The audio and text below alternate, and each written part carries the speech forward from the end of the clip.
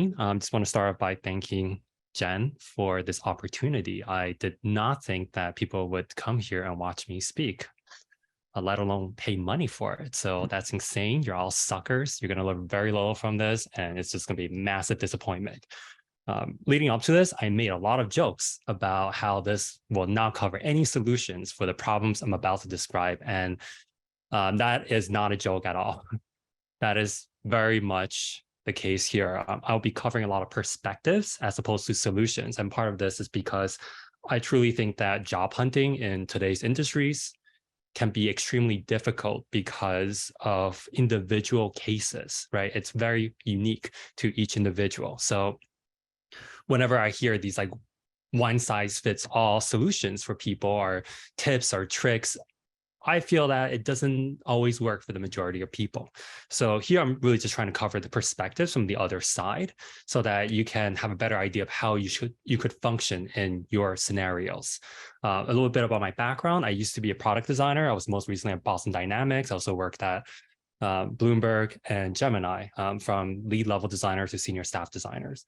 So about a year, well, less than a year ago, half a year ago, I decided to become a design recruiter. And it's given me a lot of different perspectives as to why things are the way they are. I used to be extremely frustrated with the recruiting process, and now I understand the necessary evils that happens because of the way the system is set up.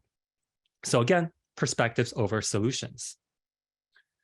And the start of this talk was really, when I first wrote this talk, it was really about this idea of being rejected from the perfect role. And I think every designer feels this at some point in their lives. They're like, hey, I was perfect for this role, for this job application. How could they reject me?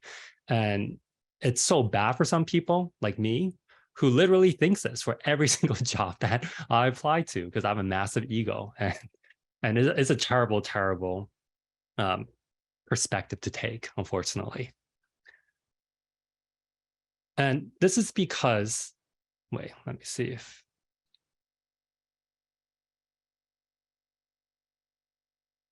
I'm so sorry. I can't seem to get this to work.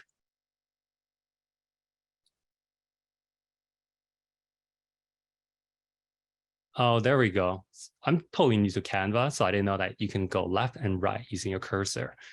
And the question I have is really, why can't good UX talent get hired? Because in many cases, as I talk to other UX designers, they have a ton of experience. They feel that they are qualified for the roles that are out there, but they're not getting a lot of responses from recruiters and hiring managers. And instead, they see other candidates that they believe don't have as much experience get the roles that they want. And it's a really frustrating situation to be in. And it comes down to this thesis of mine, which is your ability to find a job is different from your ability to do the job. And oftentimes designers tend to conflate the two. So many of us believe that if we have X years of experience doing design, it should be very easy for us to find another job soon afterwards. And the way I want to separate this is that finding a job is basically a very different skill set. And this skill set creates value for the candidates. Meanwhile, doing the job or doing the work for the company creates value for the company and less so for the designer themselves. And the work is so different that oftentimes I've seen designers who are very good at their jobs, and they just end up being terrible during the interview process. And I also see the opposite, where not so great designers are just amazing during the interview process, but then when they get into the role, it's kind of a mismatch between their skill set and the way they projected themselves. So ideally, you want to be someone who does both pretty well. You want to balance that so that you're leveled the right way.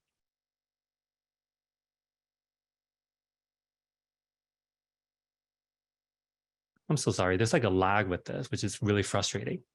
So being a good designer does not mean that you're hireable. This is the really, really key thing that I want to stress, because oftentimes people think, hey, I'm really good at this, therefore I should be hired. And that's just not the case anymore in today's field.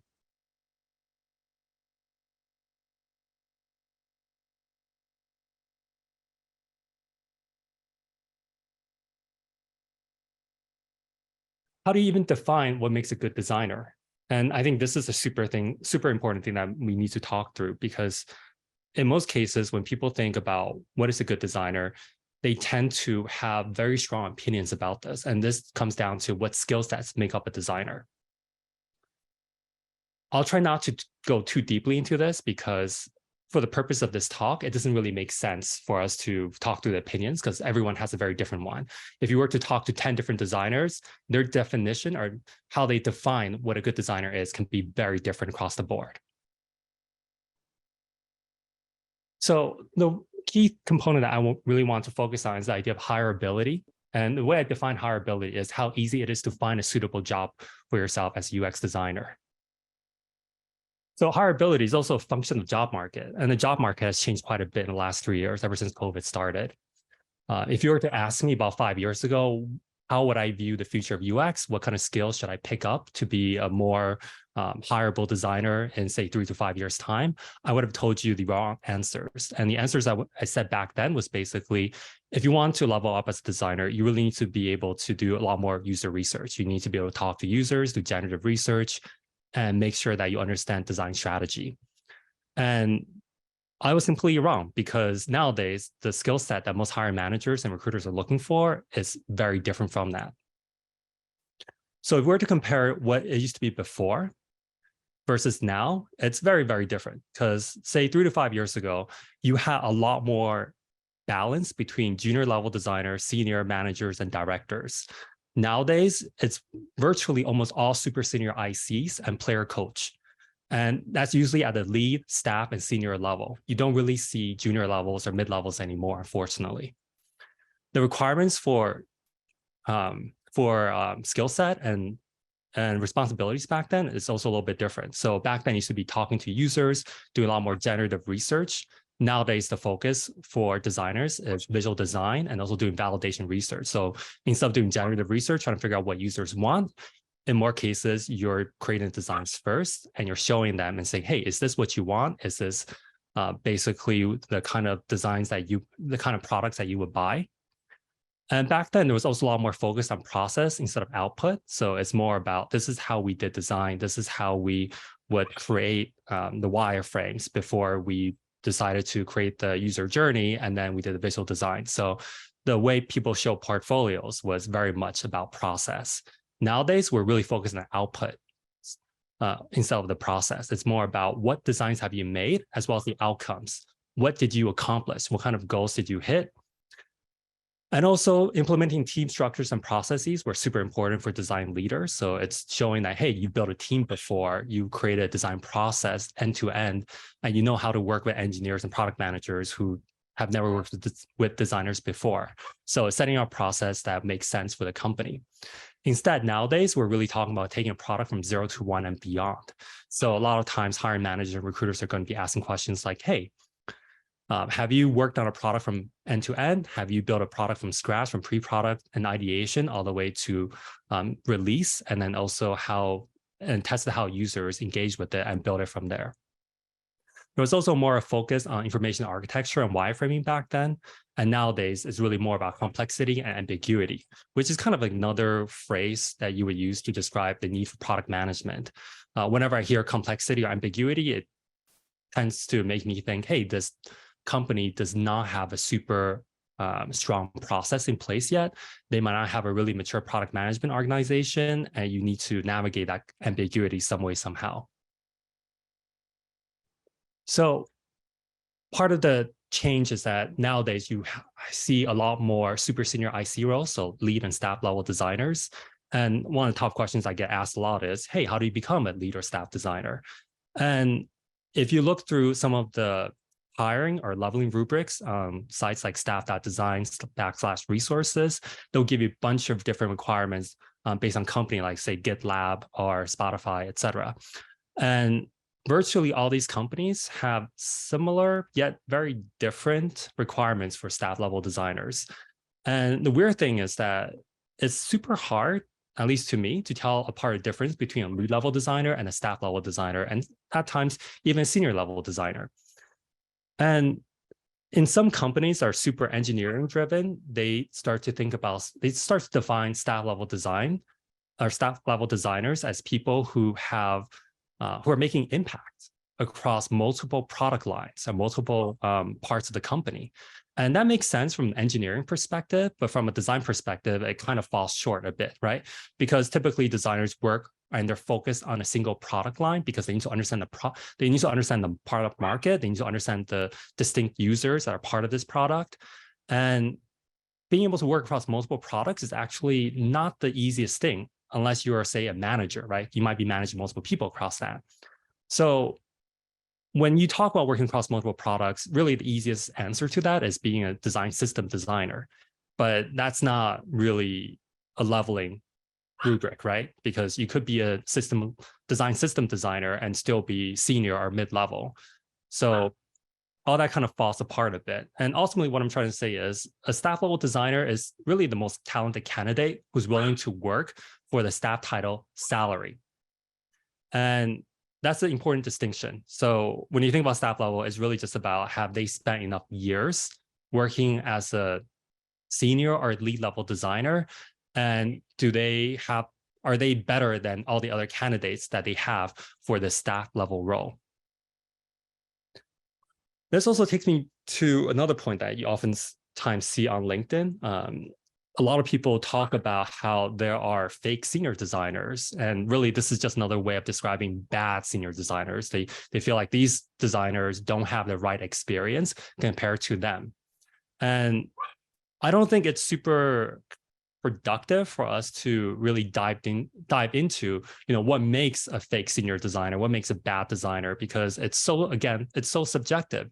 Asking a different designer, they'll give you a very different definition of that.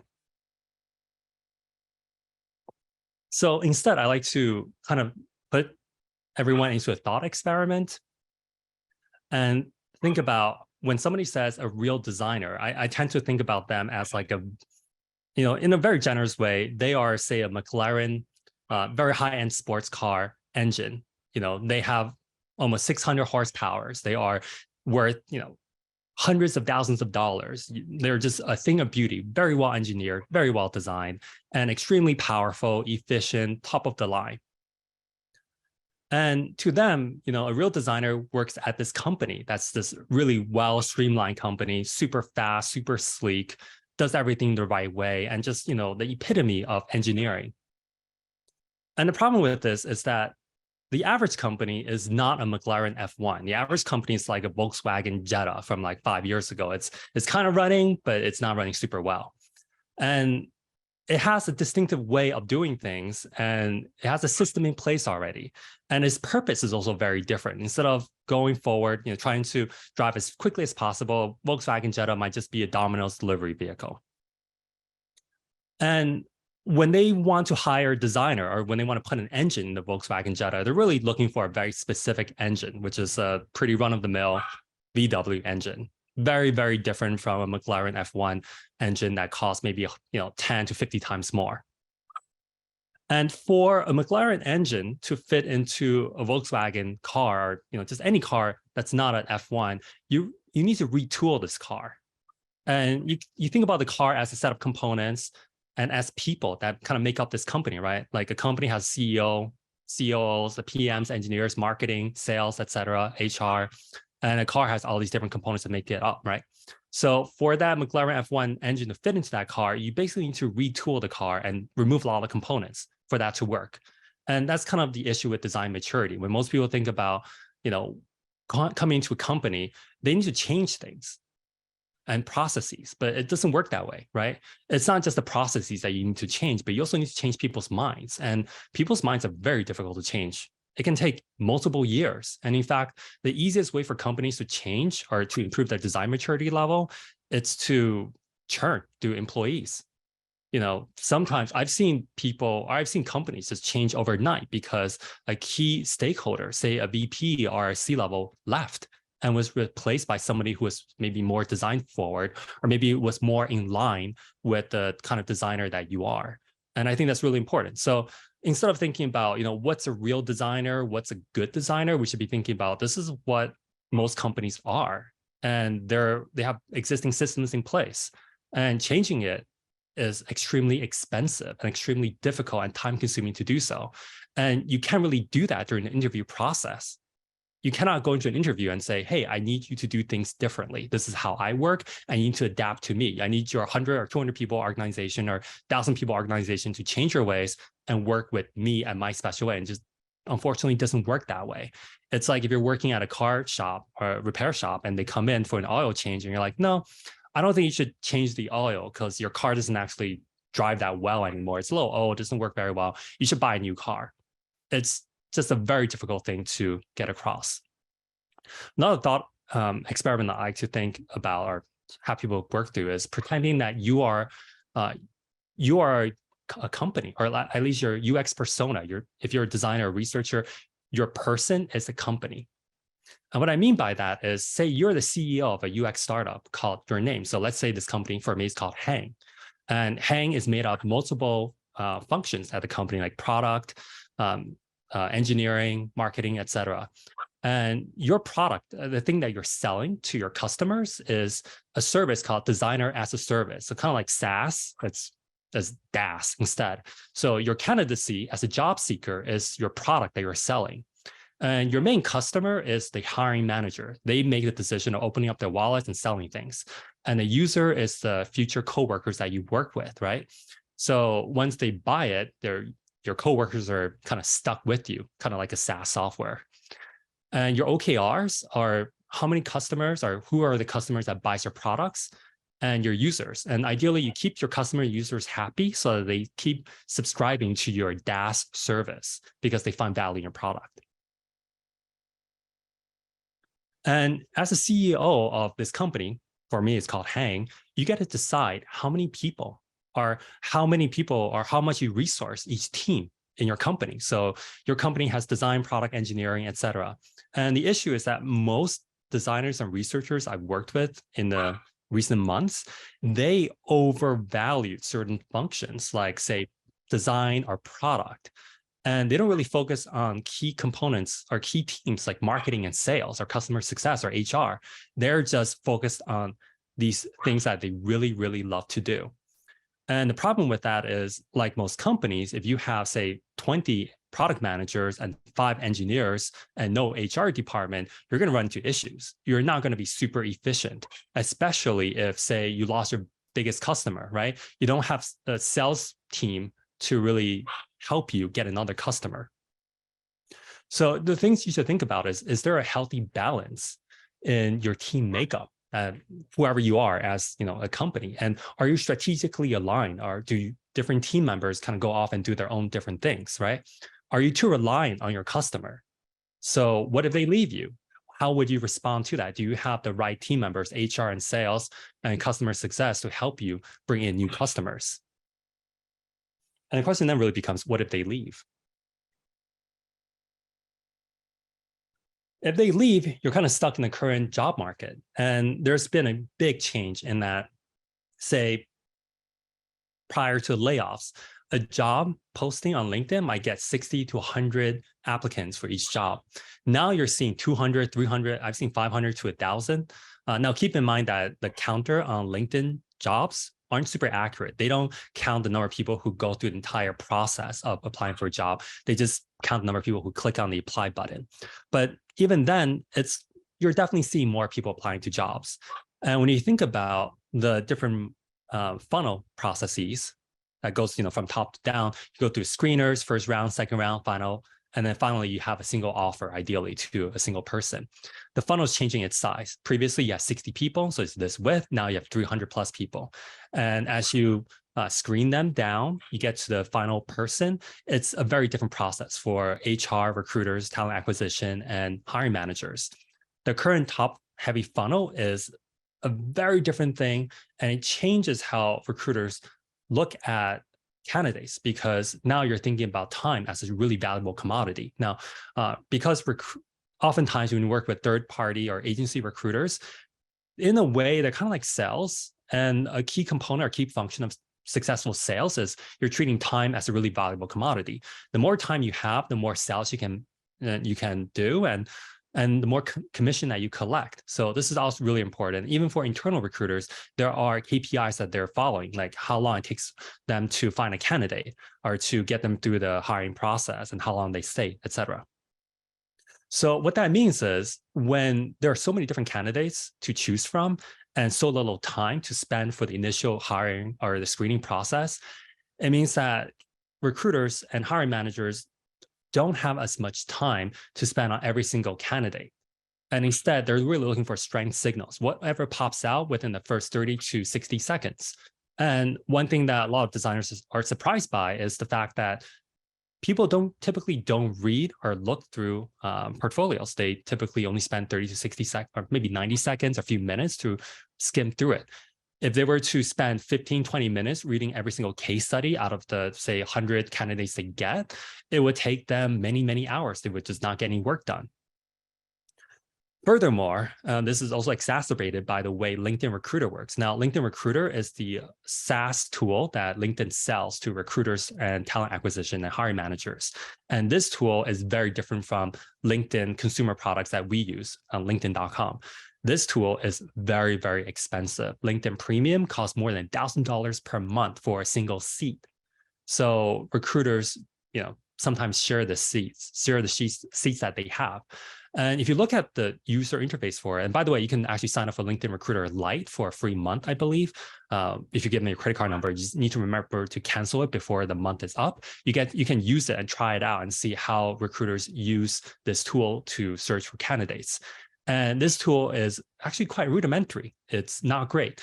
If you look at the different search components they have, you can look for job titles, kind of important. Like say you are looking for a product designer, right? You can look for locations, which was important. You can look for different skill sets. And this is actually in the bottom of your LinkedIn profile. So a lot of designers don't actually spend the time to put in the maximum of 50 different skill sets that they have. And then you can put in companies. And this is how most recruiters tend to do it. So they try to hire apples to apples.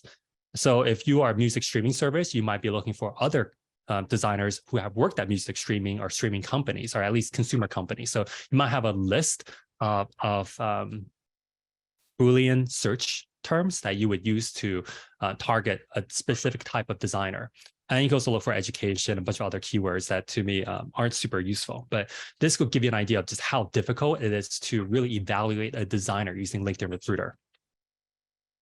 In fact, I often joke that LinkedIn Recruiter could be replaced by dating application. I think this would work just as well in many ways. You're kind of looking through candidates really quickly, and you're looking for a key signals like, hey, they worked at Google or some other FAANG company.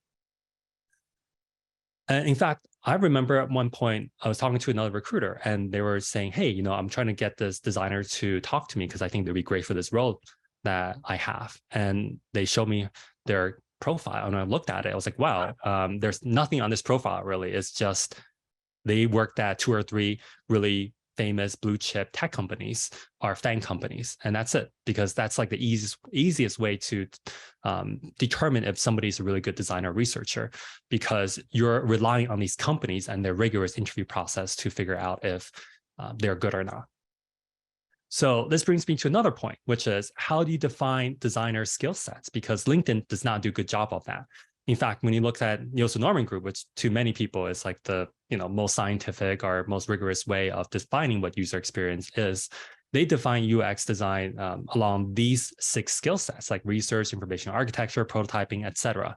And I think that makes sense, from almost an academic perspective or kind of a historical perspective, what made up a UX designer, say 5+ years ago.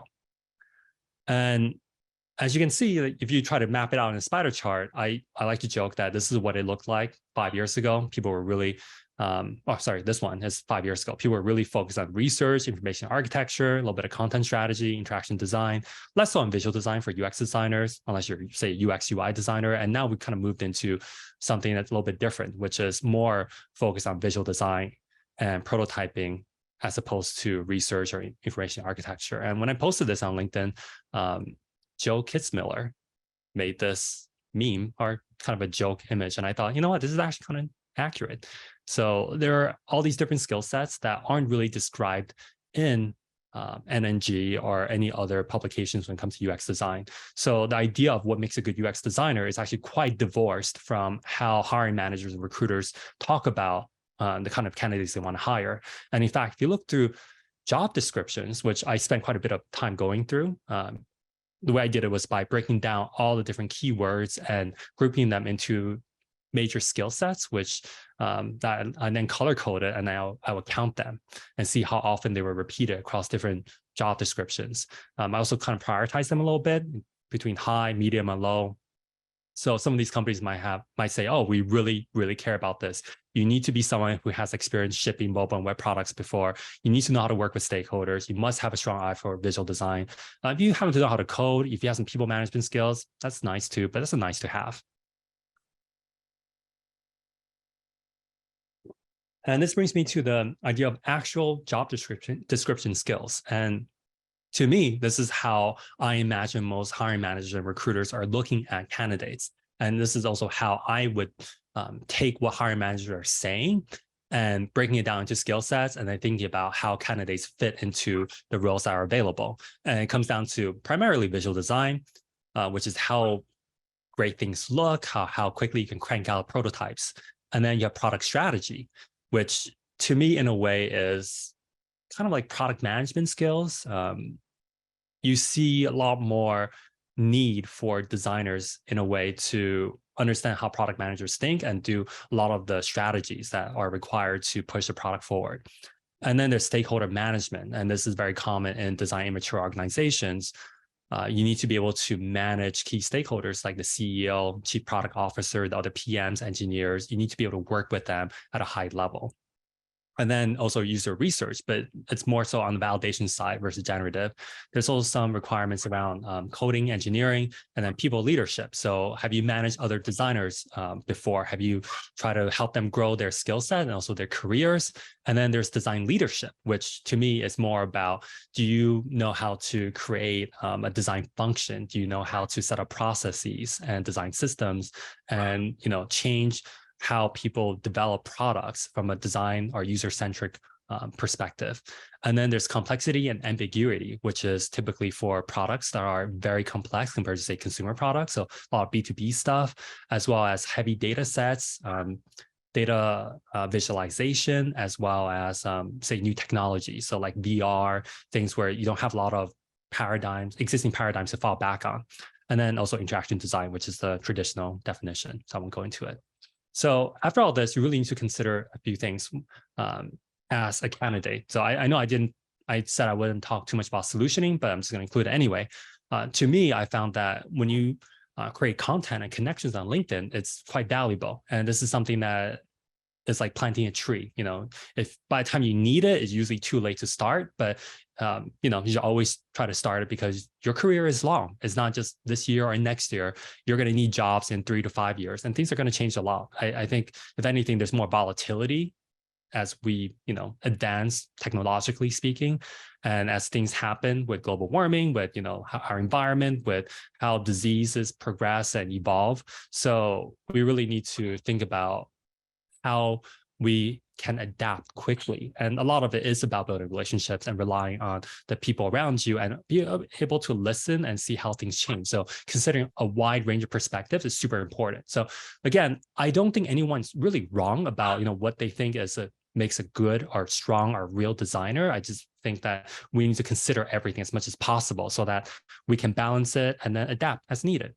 So building relationship, super, super important. And also, one thing that's kind of shocking to me with UX designers and researchers is and I fall a victim to this, especially, I forget to do user research when it comes to looking for a job. I just kind of think, hey, I know what it is that users want. I know what hiring managers want.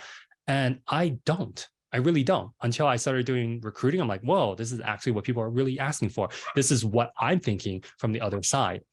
And if anything, you shouldn't wait till you're looking for a job to talk to hiring managers, because that's the same as a salesperson doing user research, because they're going to a customer and they're saying, hey, we have this thing, please buy it. You're trying to like pressure them to buy something, right? It's very awkward to also do user research at the same time. Instead, you want to be unbiased, and you want to go to hiring managers who are not currently hiring and ask them questions, because now the power dynamic is pretty smooth and even, right? You don't want something from them. You're trying to learn as much as possible, and they're more likely, in my opinion, to give you an unvarnished view, a more realistic, honest opinion. You also should have a unique value proposition. I think this is super, super important for senior level designers and researchers as you evolve in your career. Many people don't. When I ask them, what sets you apart from other designers, right? Their answer is, oh, I do this really well, but it doesn't often work that way because everybody can just say, hey, I do this thing well. And the way I describe unique value propositions is basically a key skill that you have that most other people don't have. And this skill is very specific, right? So I see it as a 3 Venn diagrams. And one circle is your skills as a designer. The other one is the needs of the company. And then the other one is other designers' skills, right? So if your skills are the same as other designers' skills, it's not great, especially if it's not a need that a company has, right? Now, if it's a skill that company needs, but everybody else has it, it's really hard for you in the neutral section to ask for higher salary. The best way to get a good salary to secure your candidacy is to have a unique value proposition, or you're able to meet the company's needs, and very few or no other designers can. So you really need to think through this and kind of strategize, talk to others. Sometimes, just because you're living your own skin, you forget, you're not able to see the forest for the trees. You lose perspective, and you really need to talk to your hiring manager if you have their support, or coworkers or other designers you work with, and really ask them, hey, what makes me easy to work with, great to work with, what's difficult, and that requires a lot of trust to get there.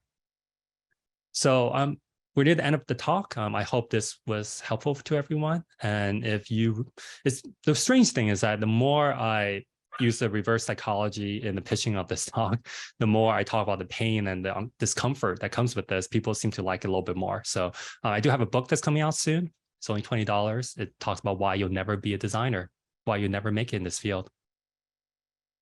I also like to follow up with this quote from one of my favorite CEOs of Miller No. I think it's very inspiring. You can visit Pity City, but you can't live there. Oh, I also have a video for it, but it doesn't work anymore because the way this is presented. And yeah, I have a few more slides. We have more time, but I think we're over time at this point. So I want to just jump into Q&A. Thank you so much, Hang. If you want to find another format to play that video, I definitely think it's worth it. Some who follow you regularly on LinkedIn might be familiar with that video, but others who have not, it is definitely worth a watch. So do you think that you could technically find a way to share that? Why don't I find a link to it and then share with everyone in the chat if they want to watch it? Okay. Because I am concerned that people have already seen it, and I'm kind of putting them through 3 minutes of rewatching something. So yeah, I mean, also we're a little bit over time. So why don't we just would it be okay if we run Q&A? Okay, yeah. So I got the questions here. If you have any questions, please drop them in the chat. We have people behind the scenes gathering them. So Hang, a lot of your talk was focused on designers, and I know that we have a lot of researchers and strategists on here. Would you say that a lot of what you talked about today would apply to researchers as well? And if so, in what ways? Yeah, I really should have focused a little bit more on researchers for this talk. I should have, one of the key things is know your audience. And I kind of felt that a little bit. And the way I see the research field unfolding right now, first of all, I'm not a user researcher. So I think everything I say should take with a grain of salt. But from a recruiting perspective, I've noticed that there are very, very few user researcher roles out there. And it's pretty tough right now, even for senior director level user researchers. In fact, in most cases, I feel that unless you have some kind of FANG experience or blue chip experience, it's hard to get another user researcher job. So I think the idea of unique value proposition and understanding the needs of the hiring manager, et cetera, is still really, really relevant and important. But just keep in mind that a lot of this is out of your control at this point. And I don't know when user research will bounce back, because it does seem like more user researchers were laid off, proportionally speaking, than say designers, PMs, engineers, et cetera. So I think user research, very hard hit. If you are trying to break into user research, now might not be the best time to do so. And instead, the focus should be on looking at your financial runway and also your mental health runway, because it's not going to be a process that can be done in, say, 3 to 6 months. So let's say you went to a user research bootcamp, or you have a PhD or master's degree in some kind of research field, and you believe you can transition a lot of these skill set over to user research. Yes, I truly believe that you can do that, right? Because the skill sets are fairly analogous and there is a good transition to it. However, it kind of goes back to the idea of your ability to do the work and your ability to find a job are very, very different things. And it's very hard right now, even if you truly believe that you have the skill set, to convince hiring managers that you can do the work when they have so many other user researchers who are highly experienced, who have done product user research before, as alternatives. Okay, thanks for that. So, Hang, do you think the shift in who gets hired or the skills that are in demand is due to changes within companies and what they're looking for, or is it a change in the type of companies hiring right now? I think it's both. So if you look at the different companies that are hiring right now, all the FANGs are basically freezing the hire. Well, they've frozen their hire. They're still hiring now here and there, but not very much, and very much on the down low because they're doing layoffs and they're hiring at the same time. So there's a lot of reputational risk that they're incurring by doing so, by announcing it publicly, right? So overall, their hiring for FANGs are way down. And then you have private companies who originally, like Series A to D and E and beyond, who had a lot of equity, who had a lot of very high valuations, that has slashed or fallen tremendously in the last several months. So they're no longer able to hire as much as or as aggressively as before. So they're out of the picture as well, mostly speaking.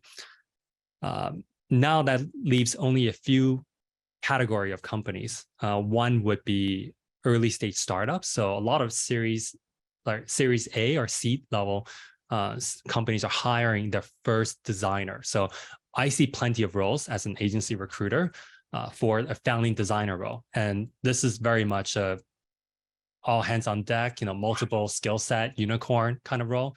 If you're a user researcher without visual design skills, you're not going to get those kind of jobs. They're very much visual design focused. They probably care very little about generative user research. They care a little bit, or to a moderate amount, validation research. The other category of companies that are still hiring fairly well are very large legacy companies that are kind of borderline tech companies. So like banks, healthcare, finance companies. These companies that do very well during a recession, or when other companies are falling in stock value, they're still doing okay. The overall layoffs for JPMC and other banks, relatively speaking to the number of employees they have, is fairly low overall. Sure. So, Hang, with lots of people wanting to get into UX, I think there's been some chatter about like getting into a product management or product owner role. But what other roles do you think make sense for people who want to transition into UX? Yeah, I think that's a really complicated and a great question, because there's so many angles to look at this. One way is to think about what are the easiest ways to break into UX because the pay is great and it's, to some people, a really fun field. It's what they're passionate about, right? So is there an easy way to break in if you kind of discount your personality, your skill set? I don't know. I would say the most common roles out there right now would be very visually focused product design roles. So if you have really good, you have a really good design eye, you're able to crank out user interfaces that are very consistent and of high quality, then you have a decent shot, even with zero experience, of getting some contract work. And that's kind of a good way to eventually get a design full-time role, right? So if you look at LinkedIn or Glassdoor or any other job aggregation sites, you'll notice that there are very, very few junior design roles out there. Very few. It's shocking how few there are relative to number of designers who are looking for work under that level. And what's happening right now is junior designers who want to find jobs basically have to be contractors, and they need to level themselves up to a point where they're considered a mid-level or senior level designer. And that's probably the best shot at getting their first job. So when I see companies saying they're hiring a junior or mid-level designer, at this point, I would say the junior designer they're hiring for today is very much a mid-level designer 5 years ago, because the threshold for skill set has gone way up since then. So to really answer your question, it really comes down to what are you really, really, really passionate about? What do you really want to do? What can you focus your time and energy on for many hours per day, for many months, or even a year or two minimum? And a lot of this comes down to, again, your financial runway, how long you can survive financially, and also your mental health. I don't think people quit trying to break into UX because they can't figure out how to use Figma, or they can't figure out how to create user journeys or understand how to use certain tools or tactics and user research and design. I think most people quit or they tap out because their mental health deteriorated, or they ran out of money. They had to go work at other jobs. So if you can keep those two things at a high level, then you have a decent shot of breaking into the industry. It's the way we think about it is oftentimes, oh, if I just learn these skill sets, these different skills, I will then somehow become a designer or a researcher. And that's just not the case, because breaking in is like a marathon and you do not know where the finish line is. You have to keep running, and you just need to have endurance as opposed to trying to figure out, oh, if I just, ran another mile, I'll be it, or another 2 miles. It doesn't work that way. Okay. So I lost my document. Here we go. What advice or questions do you suggest that somebody asks for when they're let me start this over. A person is interviewing for a job at a company, and they want to assess the organization's UX maturity or product management maturity. What questions do you have that can help that candidate determine the UX maturity within that organization? Yeah, that's a great question. I learned this the hard way over and over again. Obviously, you cannot just ask them, what's your design maturity? I used to ask that. And it was like, we're a level 3 out of 5 on Envision. And you're like, okay, cool. What does that mean really? So you read the Envision guide to design maturity, and it's kind of, in a way, it just describes processes, right? So to me, design maturity is different for everyone, because no two designer really works the same way, right? They can adapt within a system, but if you were to put them into different systems, they would work in different ways altogether. We tend to be very adaptive in that sense. So instead of asking about design maturity, you kind of have to ask sideway questions. And you ask behavioral questions as well, much like you would do as a user researcher. So one thing I like to ask is, tell me about the last product you shipped.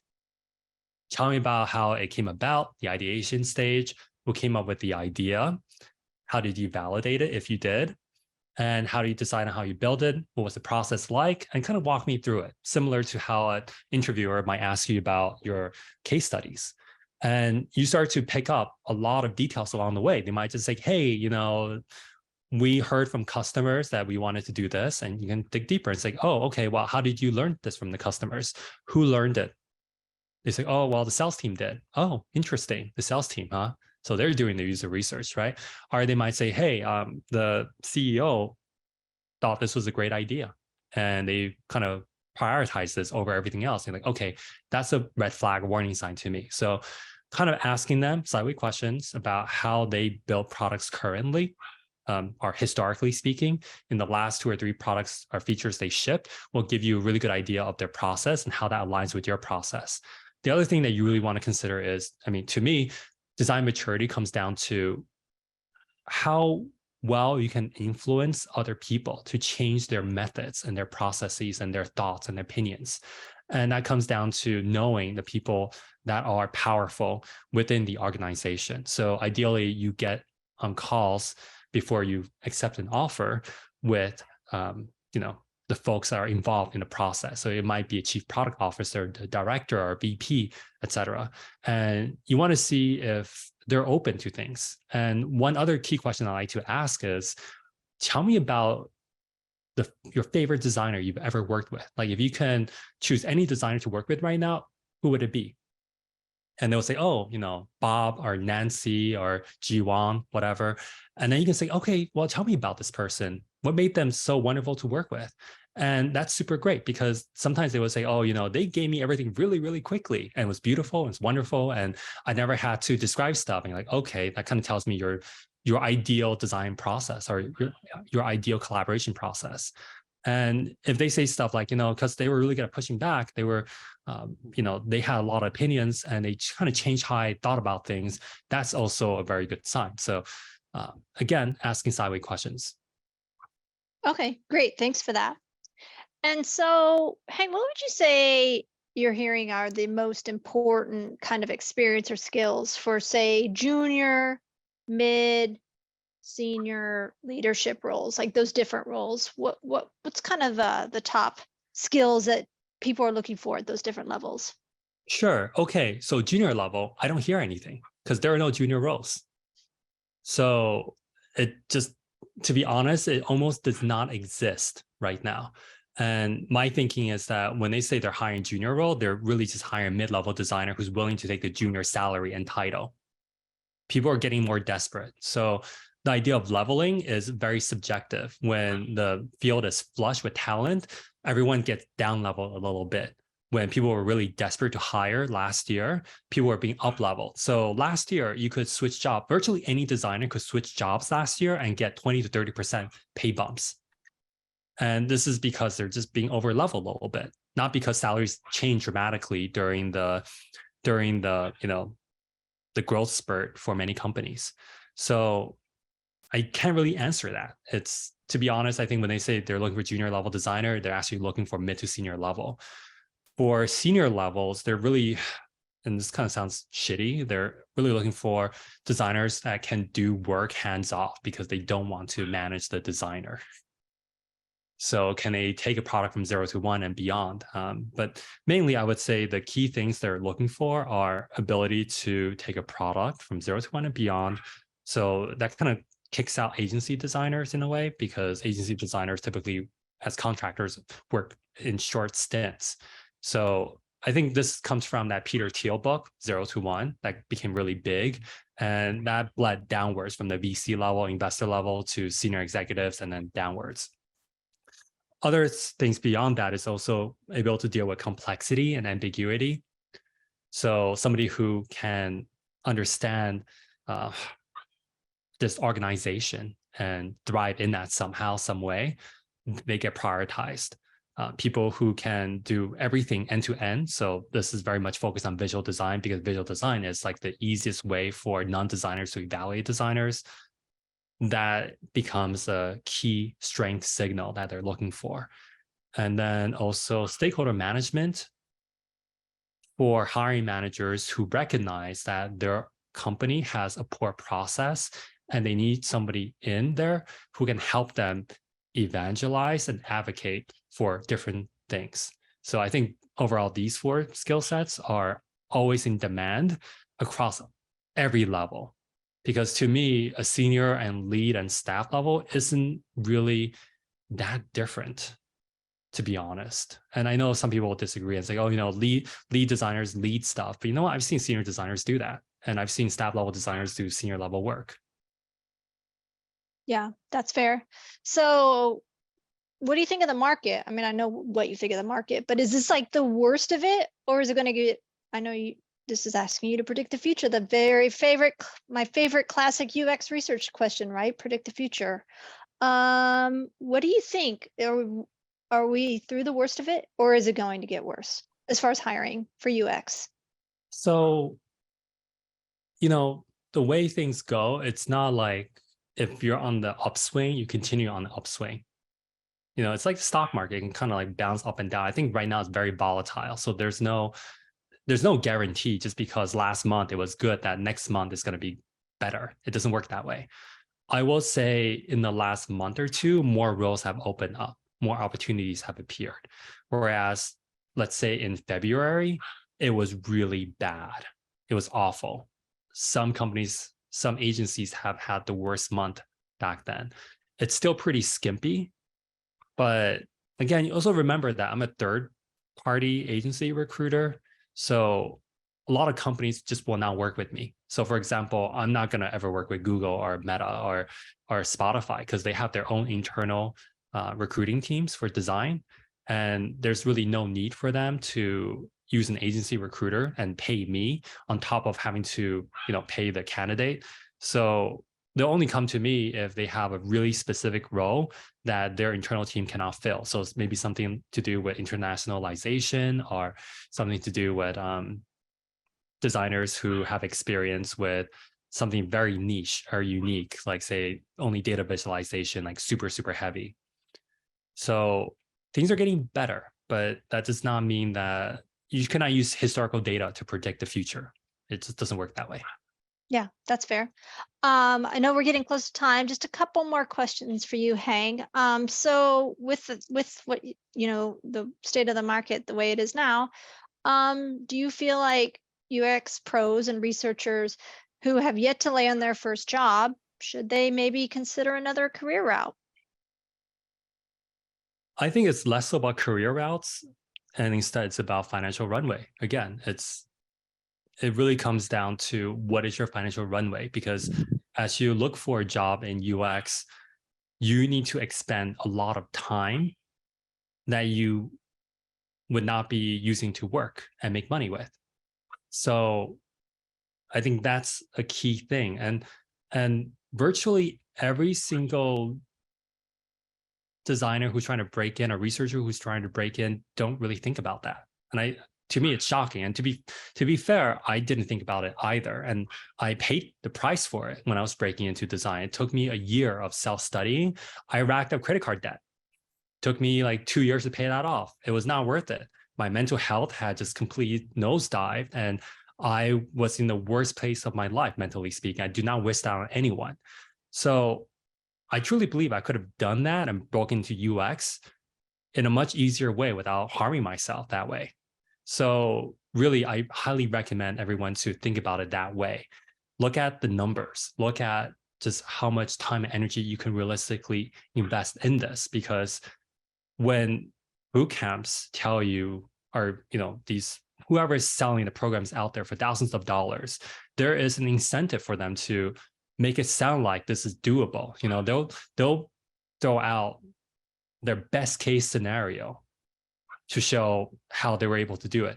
Now, if you even look at, say, General Assembly's numbers, they don't release the most recent numbers. And the most recent numbers are actually the most important, are accurate, or to reality evidence of what it is like right now. They're always releasing it a year or two later. So things are worse than it looks. And when they say you can 80% of our graduates find a job within 6 months, that is not accurate right now. There's no way in hell that is the case. I'm working with senior director level researchers, and they are not able to find jobs right now. They have actual real on the job experience, and they're really, really suffering. It's very frustrating.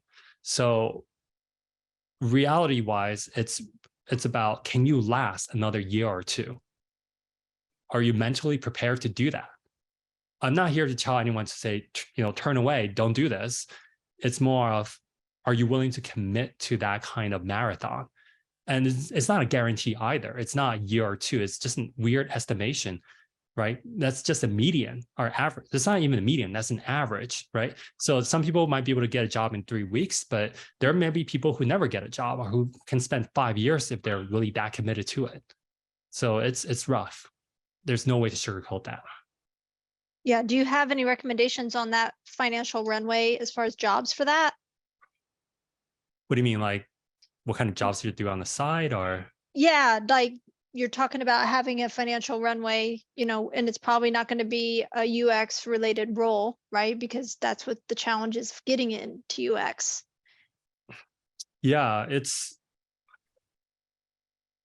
the idea that you can find a parallel role and like slowly break in. That is very hard to do, in my opinion. I don't think that's an easier way. Oftentimes, like when I was breaking in, I was doing photography. I was, buying and selling shit on eBay to make money. I was doing all sorts of weird things that had nothing to do with UX in order to survive financially. It's just a number. It's not about how things are super related. You can't really depend on that. The problem is a lot of times some designers I've spoken to would say, hey, I'm going to spend 2 hours per day studying UX while I work. And it doesn't work that way, because looking for a job is a zero-sum game. It's literally a competition. So when you spend 2 or 3 hours at this, unless you're super talented, you're a genius, or you just learn much faster than other people, there are probably 5 other people for every one person who's doing that, who has that privilege or who's willing to sacrifice their credit cards and going debt so that they can study, say, 5 or 8 hours or 10 hours per day. My schedule when I broke into UX almost a decade ago was literally 7 days a week. I will wake up in the morning and read and study, and then I would do work sometimes. And then after 5 hours of studying and like trying things out and working on my portfolio, I would go to meetups to network at 5 p.m. to like grab free food and shit. And then on weekends, I would do hackathons for 24, 48-hour long hackathons. It was breaking my body down, definitely. And I would be doing that for almost a year.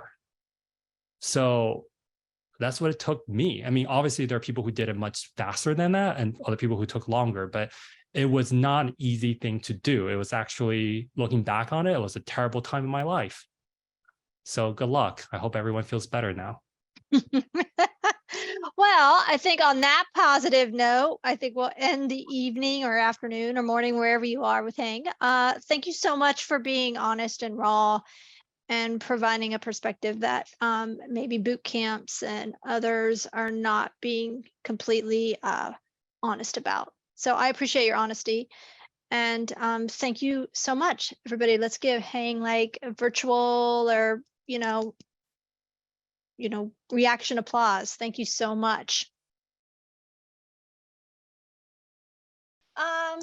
Okay, so this is our happy hour, and what we do here is people will raise their hand if they have a question, and anyone from the audience is welcome to answer, but we do ask that you share the stage again, like don't hog all the answering.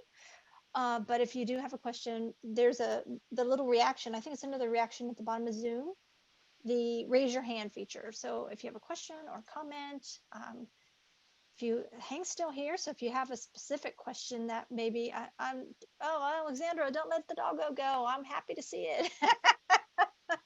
No, I'm just kidding. If anybody has any specific questions, I know we didn't get to all of them in the chat. Sorry, there were a lot, or just for the general community here. Anybody have any questions? We raise that virtual hand in the reactions so that we can get a little bit of a cue. Okay, Beth, you're the first. My question is about take-home assignments. And I recently have got a job after looking for quite a while. And I noticed, though, that there weren't as many take-home assignments required as there used to be. And I would just be interested in hearing from Hang or from anybody else sort of what their thoughts are around that. Is this something that is, you find is really necessary, or like when does it help to do these kinds of projects during the interviewing process?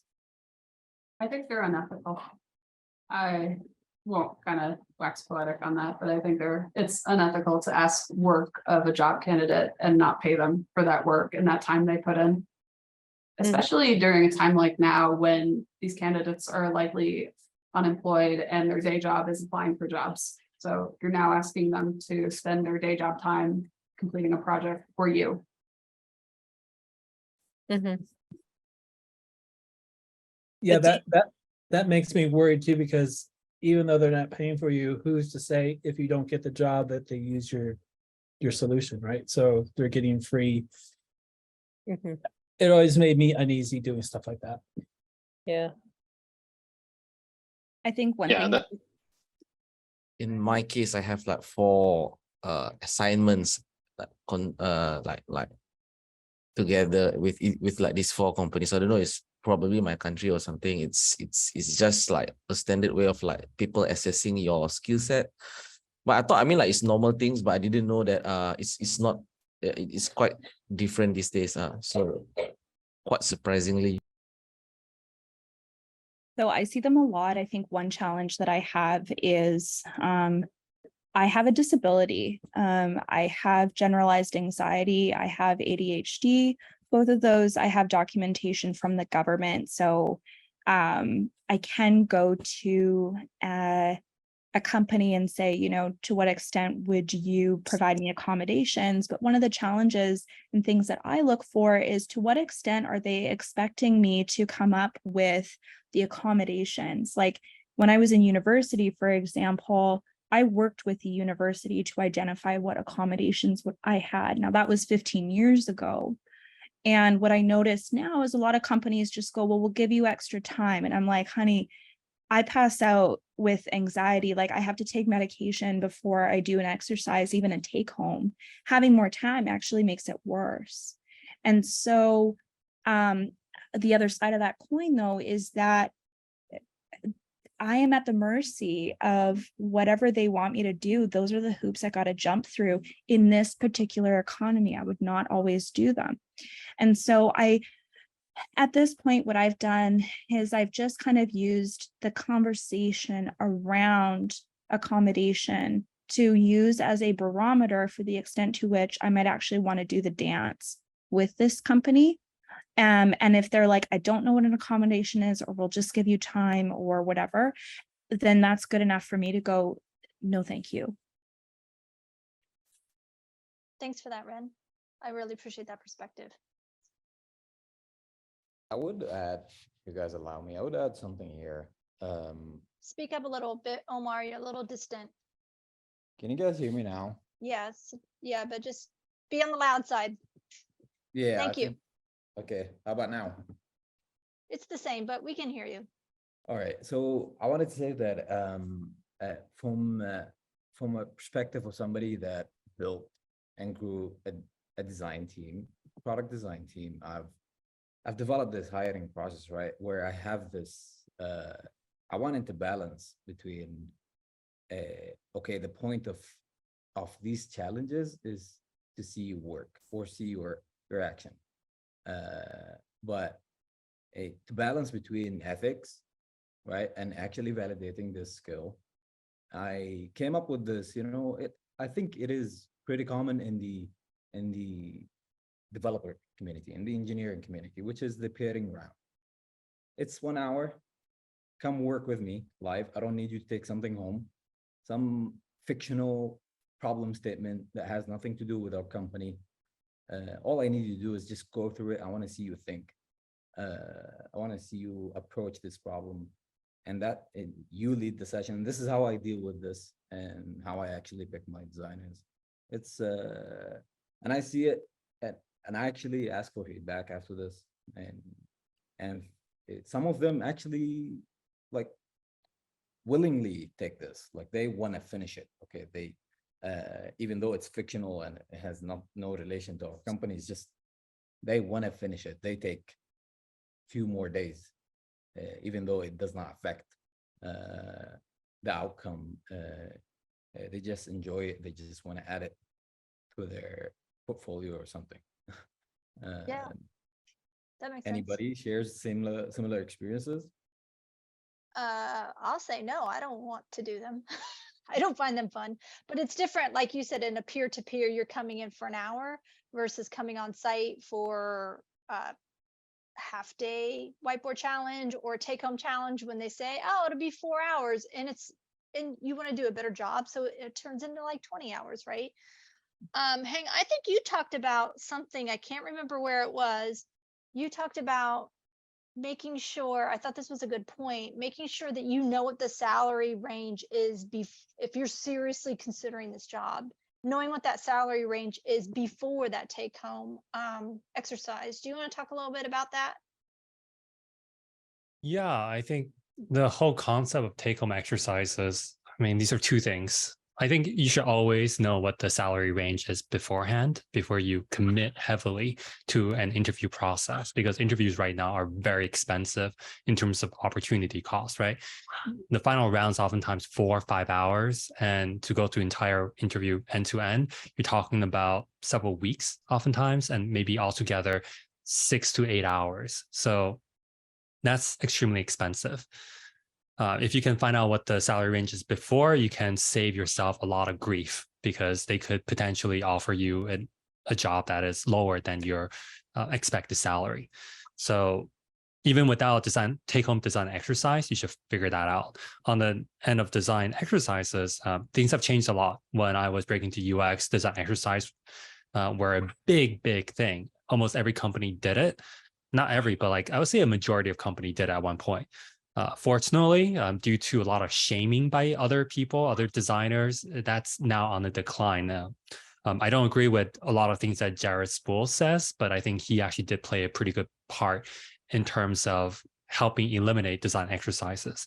I think when Google removed theirs, and they were like one of the last big companies to do so, I think Facebook did it before them.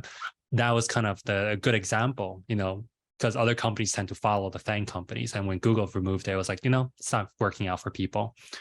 And also there's a lot of shame. So my thinking on design exercises is that you should think about the opportunity cost that is incurred by doing it. Usually, they always say it takes 2 or 3 hours to do it. No, it never does. If you were to spend 2 or 3 hours on it, you'll be outcompeted by other people who are willing to spend 5 to 10 or 15 or 20 hours on it. It is not a fair playing field. It's basically seeing who is the most desperate person relative to their skill set is willing to do the design exercise. So I've never done a single design exercise where I felt afterwards like I felt good about it. Never. And I've done many design exercises. I've always come out feeling like complete shit. So it was never worth it. And the worst thing is that the time you spend on it could be better used for something else, because when you create a design exercise thing, it doesn't go into your portfolio because it's never deep enough or good enough to be a portfolio case study. It's not going to help your candidacy. It's a one-time thing. You want to spend your time when you're trying to level up and break into UX, you want to spend your time on things that are scalable. So if you spend an hour working your portfolio case study, you can use that for every other interview afterwards. If you spend time learning how to interview, you can use that for every other interview afterwards. If you spend time upskilling yourself, it's going to be useful for all your jobs until the end of time, right? You want to spend time doing that. It's like building software. The whole point that tech companies became so powerful and rich is because they build software. You build software once, it can be used by 100,000 people, 1 million people. It scales. It's not like the same as building tangible products like a furniture or cooking a meal. So when you do a design exercise, it's like cooking a meal for someone for free. They eat it and you cannot reuse that again. So it sucks. It's just not worth it most of the time. I would say if you spend 10 hours doing design exercises, that 10 hours can be spent on applying to 100 jobs. It could be spent on learning how to interview better so you can get one of those jobs. Oftentimes, look, I don't know. Well, you know what? To caveat myself pretty well. I know very few senior level designers who are good at their job who are proponents of design exercises. I can maybe count to 2 off my hand out of the hundreds of designers that I know, maybe even thousands. So that says something. I think most companies that are requiring design exercises don't have enough design leadership to tell them that's a bad idea, or the designers that's running it may not be that good. There are always exceptions, of course, so I don't want to make too many exaggerations. Yeah, I can recall a design exercise. This is years ago. I was told it was going to be like a 2-hour interview, and it ended up being a full day interview, and half of the day was a whiteboard design exercise, which I did not know. And I didn't have like Sketch installed on my personal computer. So I had to like mock things up in Photoshop, which I hadn't done in a while because I was not told that this was going to be part of the thing. But the designer who gave me the assignment already had a solution in mind. Mine was not that solution. So, I mean, you could tell because he's like, well, you didn't think of this and you didn't think of this. Like, oh, no, I didn't. Thanks for pointing out all the things I did not think of, because you've probably heard this design exercise from like 20, 30, 40 other people and have gathered all the best design ideas in one go, or this is my one time, right? So I was like, wow, I had no chance because he had a solution in mind and there was a bar that I was never going to meet. So I was pretty pissed. And can I add that there's also an inclusive aspect to this? Like sometimes the tools that we have to use in order to do the jobs that we need to do efficiently and effectively cost money. And for someone that doesn't have a job and has been out of a job for months or maybe a year or so, they are not going to have the money to pay to use these tools for this one test. Yeah, that's a fair point. Want to make sure we have time for some other questions. This is a great topic. I'm sure we could talk about hours on this, but Diane, you are the next in line for me. Unmute yourself first. Sorry about that. There we go. How's that? Yes. Okay, you can hear me. I've got the last 2 or 3 instances of jobs that I've worked for where I did user experience design like work. I was a product manager as well. Are not good design samples, I would say. So what would you suggest I do to build a good case study? Because people are asking me for design work from those positions. What role are you interested in getting next? Is it a research role? What kind of design? I was thinking a specifically? research role would be good, but I have invested a lot in visual design and interaction design. So I'm more prompted to, or I have more experience as a designer. Well, I think my 2 cents would be to think about what you want to do in your next role and showcase those skills. Because if you want to be a researcher, but you're showcasing visual design skills, you're going to get a visual design, or you're more likely to get a visual design role. So the case study that you build or focus on, you want to showcase the skills that you want to do in this next role. Anybody else have any thoughts? That's my take. Any other thoughts? Sure. Mike? You need to unmute.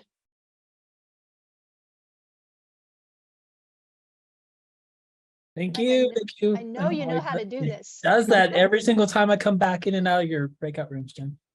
Anyways, what I think what you're trying to do with a case study is you're trying to tell the story to your prospect, the person that you're applying to. So you're trying to tell the stories like how did this visual come to be? What was, maybe there's a little bit of a background story, who is this bad guy? How did he save the day? Kind of a situation, and show it with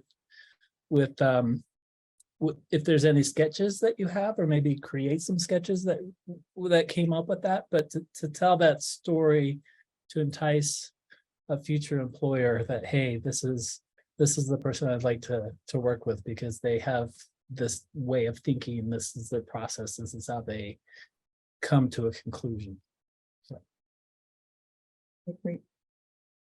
Hey, Diane, I know you and I were actually in a breakout room earlier, but we didn't have a chance to delve into this particular question. So first, I would definitely echo what Jen said of deciding, is it research or design that you want for the next role?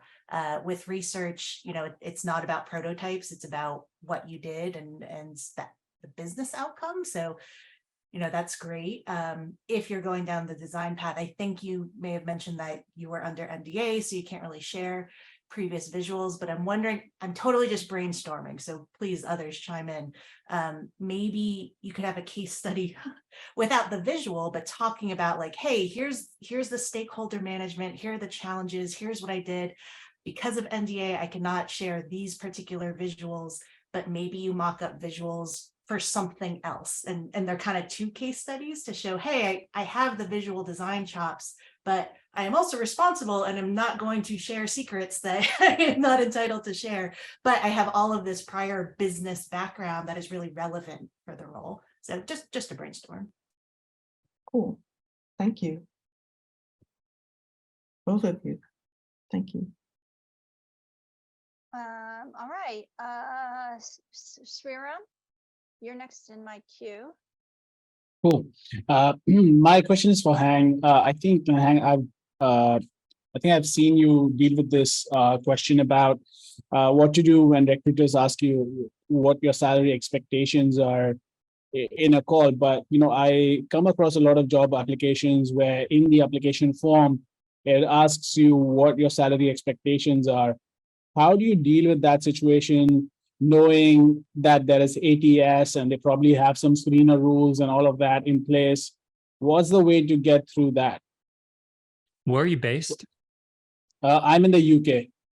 Okay, so I don't know the UK market super well, but I will say that when you talk about salary negotiation, it's a very cultural thing. And every single country and culture has a different way of negotiating. And some of them are similar, but there are always a few key differences. And the best example I can give is it's like tipping in the United States.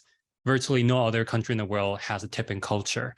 Whereas if you were to come to the US and you have a meal at a restaurant, didn't give them at least 20% nowadays, they would probably give you dirty looks.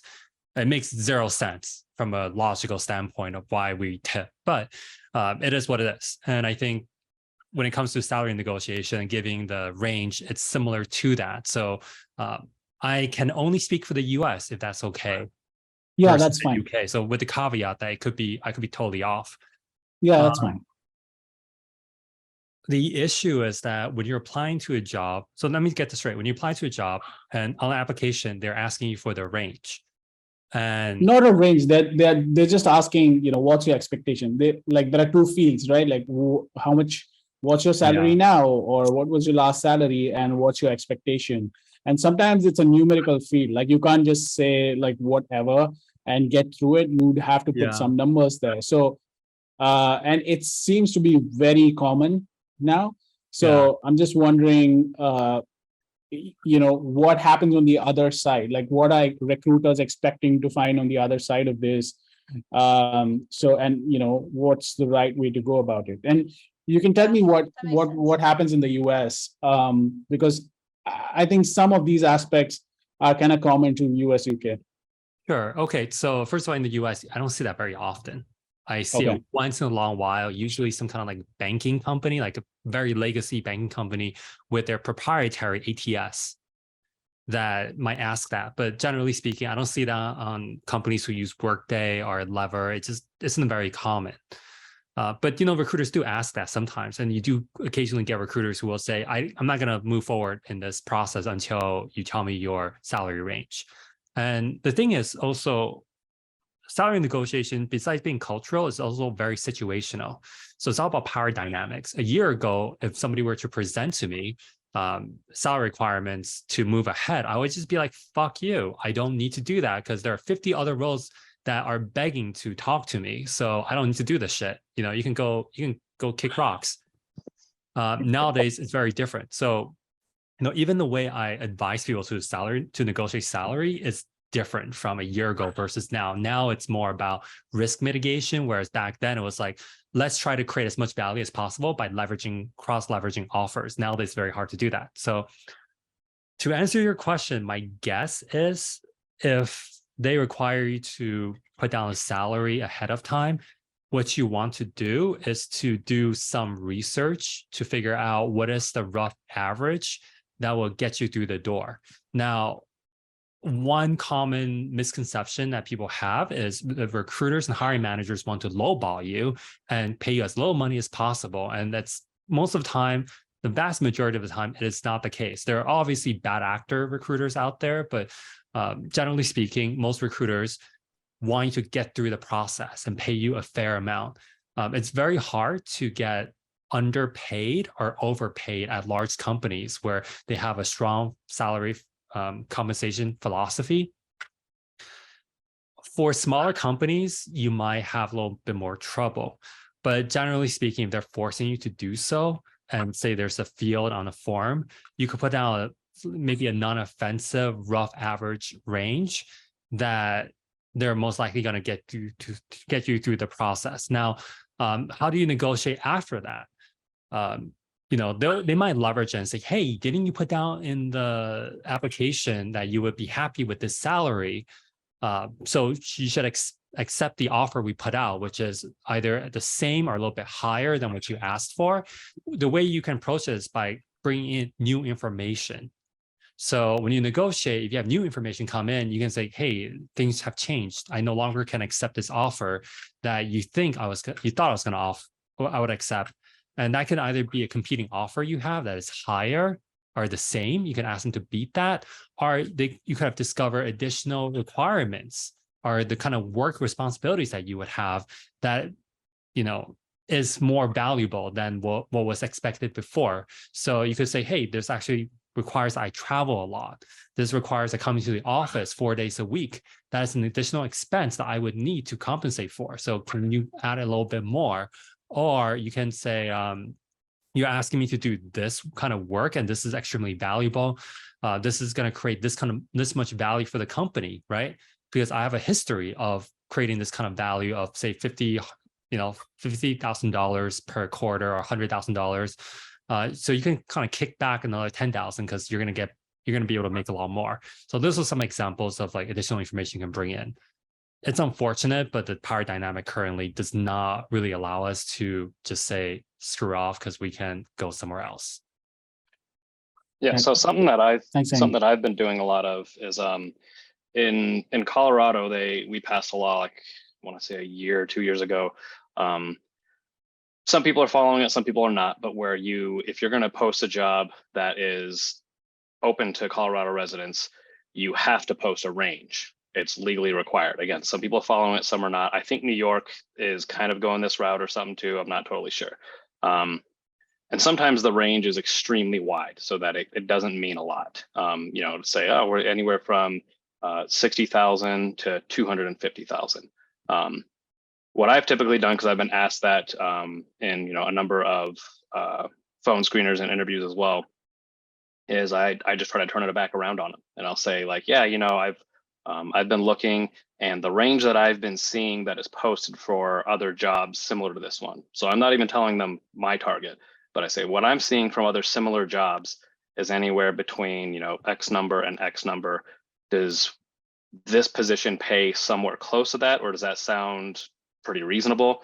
And usually they'll say, since it's turned back around on them, they'll answer it and they'll say, yes, that's pretty close. Or they'll say, no, it's actually, a little bit higher, it's a little bit lower.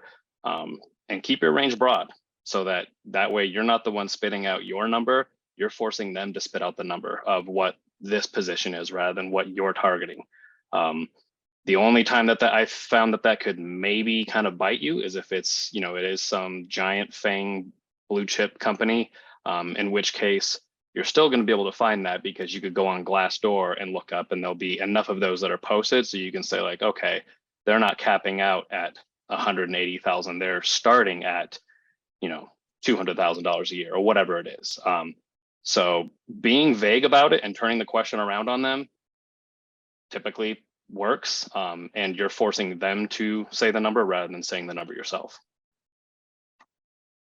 I want to add to that because I used to agree with that 100%, Stephen. And Daniel Space, who is very, very experienced as an internal HR business partner, disabused me of that notion by saying, hey, you actually create a lot of risk with certain talent acquisition, like internal TA people and hiring managers, by using a reversal, because you're coming across as defensive and also kind of like dodgy and like inconsiderate of pay equity. And from a philosophical level, I don't agree with him, because I think the power dynamic is so skewed toward the employer's favor. However, I do think that he is correct in that there are TAs and hiring managers out there who think that way, and that could ding you a little bit, and they can try to lower that number a little bit. But you should definitely check out his TikTok channel. It's just a different perspective. I don't 100% agree with it. Daniel Space. I don't agree 100% with him, but I think his perspective is very valuable. And there's no way I have more experience than he does in this space. So if he says this is the case, this is how they talk about it, they feel negative about it, I believe him. That's a fair perspective, right? Like, you won't know in the circumstance what can ding you, right? But it's good to keep in mind. I think that's fair. Sorry, Stephen, were you going to say something? No, that's okay. Yeah, I was just say, I don't know. Frankly, if that's a hiring manager, that might be a good thing for me. Like if you're offended by the fact that I say, here's a range, does that sound accurate to what you're seeing, or does that sound like we're in the ballpark? If that offends you, frankly, we're probably not going to have a great time working together anyways, because it's a conversation. If I say, it'd be one thing to say like, well, I'm not going to tell you my number, why don't you go? Like that's hostile. But if you say like, well, somewhere around here, and again, you're kind of vague just to see like, are we in the same ballpark? If someone gets offended by that, like I said, I think trying to debate user flows and user interface in the future is probably not going to go well between us. Yeah, I like to start an HR complaint by saying, show me yours and I'll show you mine. Yeah. What would Daniel say about that one? Probably say that it was very inappropriate. I used the phrase tickle my pickle in an interview once. If that tickles your pickle, let's go for it. And they were like, what? I'm like, never mind.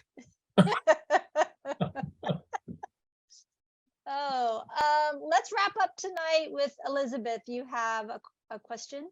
There you are. Hi.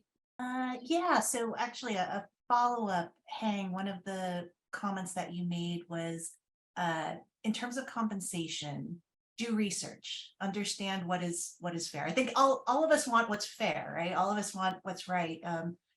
One of the problems is information asymmetry. So are there any resources or methods, Hang, either you or anyone else would recommend in terms of trying to get educated on what is the going rate for your role? Because I know we have various roles and various experience here. I love your fucking question. The term information asymmetry just made my heart beat. It's wonderful. Information asymmetry, such a key negotiation terminology, because that is one of the most important things. If you have information that you know about them that they don't know, it's extremely valuable. And same with information that you know that they don't know, it can be extremely valuable as well. So to answer your question, what are some resources? Typically, it depends on the company. Now, if you are working at a FANG company, then that information is out there. You just go to levels.fyi. And it also takes care of a lot of big blue chip companies like Spotify or JPMC. It'll give you a good idea. Now, how you are leveled, that's a different story. Your goal is to have a rough idea of what your level is to that company. And that can require quite a bit of a lot of digging.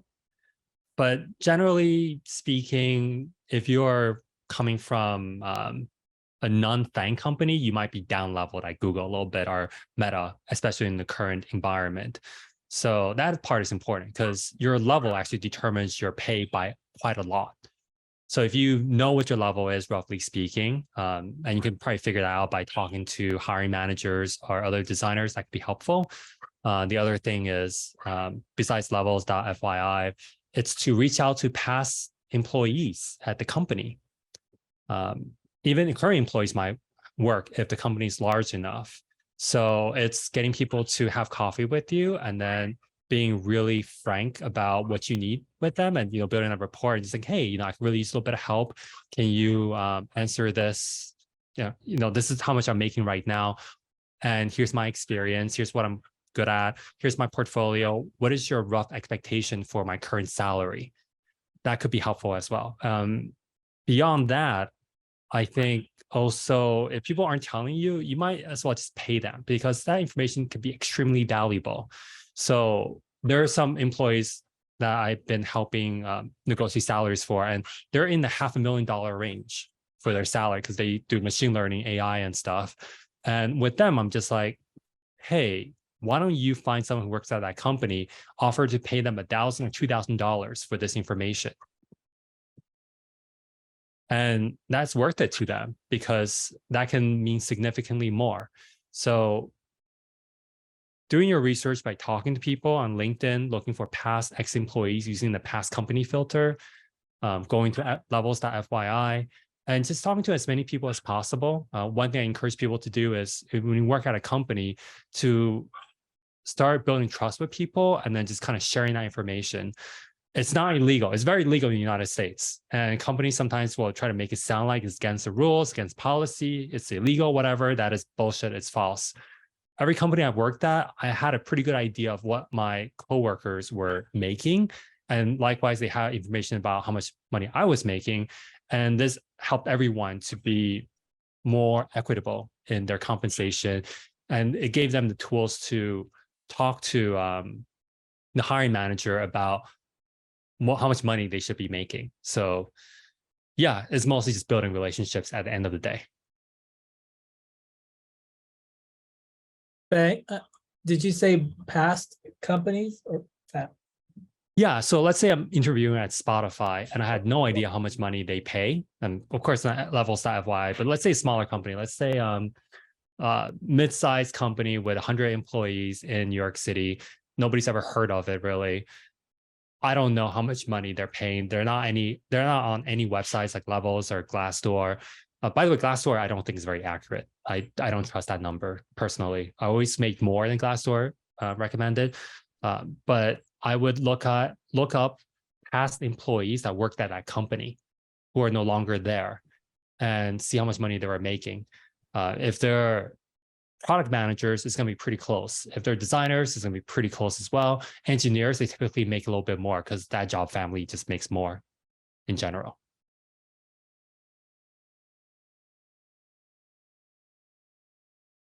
Great. Well, thank you again for everyone for their time. Appreciate writing all the technical woes that we had and all the great questions and all the great breakout rooms. And we are going to, if you joined us late, we're going to join or send the video as soon as we can. Apologies for that all again. And hopefully we'll see you at the networking event on July 11th. All right. Well, everyone have a good morning, afternoon, evening, wherever you are. Thanks again. Appreciate you. Thanks, Bye. Thank you so much, Thanks, everyone. Hank. Really Thanks, appreciate Hank. it. Sorry for technical difficulties. Had a wonderful time. Have a wonderful day. Take care.